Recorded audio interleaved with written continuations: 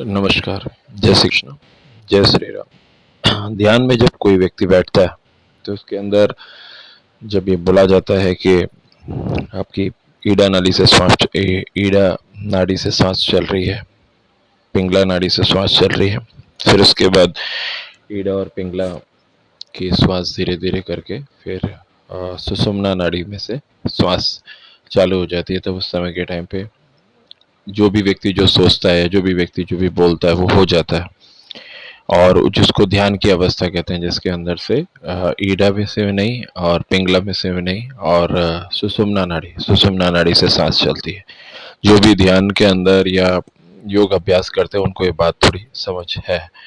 तो जो ईड़ा नाड़ी है, पिंगला नाड़ी है और सुषुम्ना नाड़ी है, तो सुषुम्ना नाड़ी से जब सांस चलती है तो बोलते हैं योग की अवस्था है। उस समय के टाइम पे व्यक्ति जो बोलता है हो जाता है और व्यक्ति का बिल्कुल ध्यान चलता रहता है और श्वास धीरे धीरे धीमी हो जाती है, जिसको सुषुम्ना नाड़ी कहते हैं। अब ये चीज के अंदर जो साइंस है, साइंस ये बात को बहुत पहले से जानता था। साइंस को मालूम है कि हमारे जो ऋषि मुनि हैं वो बात को बहुत पहले से जानते थे। फिर साइंस आया तो लोगों ने 5-5 साल का पढ़ाई किया। उसके बाद लोग डॉक्टर बने। डॉक्टर के अंदर बनने के अंदर आपने देखा होगा कि जब भी कोई डॉक्टर बनता है तो ये कहा जाता है कि डॉक्टरी पढ़ाई के अंदर बहुत पढ़ना पड़ता है। अब आप ये समझिए कि डॉक्टरी पढ़ाई के अंदर ऐसा क्या है बहुत पढ़ना पड़ता है। वो डॉक्टरी पढ़ाई के अंदर वो लोग आप देखेंगे कोई भी डॉक्टर बनते हैं, आप बोलिए पूछिए तो बोले बहुत पढ़ना पड़ता है, बहुत पढ़ना पड़ता है। वो क्या पढ़ते हैं? वो 72,000 नाड़ियाँ जो है हमारे बॉडी के अंदर, जो हमारे ऋषि मुनि और जो भी जो वैद्य हुआ करते थे पहले, जो ये बात समझ लेते थे, तो वो जो चीज़ है वो 72,000 नाड़ियाँ, वो साइंस उनको किताबों के मार्फत उनको पढ़ाने की कोशिश करता है कि आप ये पढ़िए। और वही 72,000 नाड़ियाँ पढ़ने के अंदर उनको 5 साल का वो ड्यूरेशन वो सब लग जाता है कि MBBS किया है, डॉक्टरी किया है।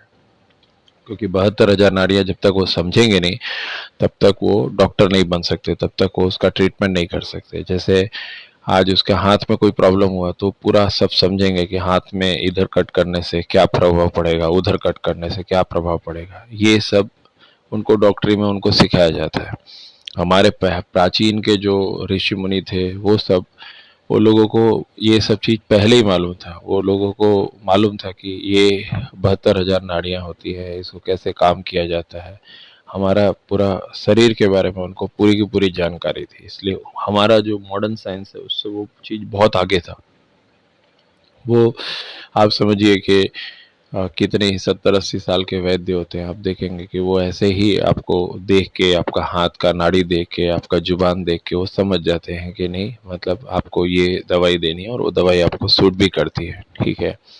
तो वो जो चीज़ थी वो पहले हमारे जो ऋषि मुनि थे और जो उन लोगों को जो साइंस का नॉलेज था वो यही था। और वही चीज़ किताब के द्वारा और वो सब चीज़ के अंदर वो आगे बढ़ा है। और वही चीज़ जो है वो डॉक्टरी पढ़ने वाले लोग वो सब तैयारी करते हैं।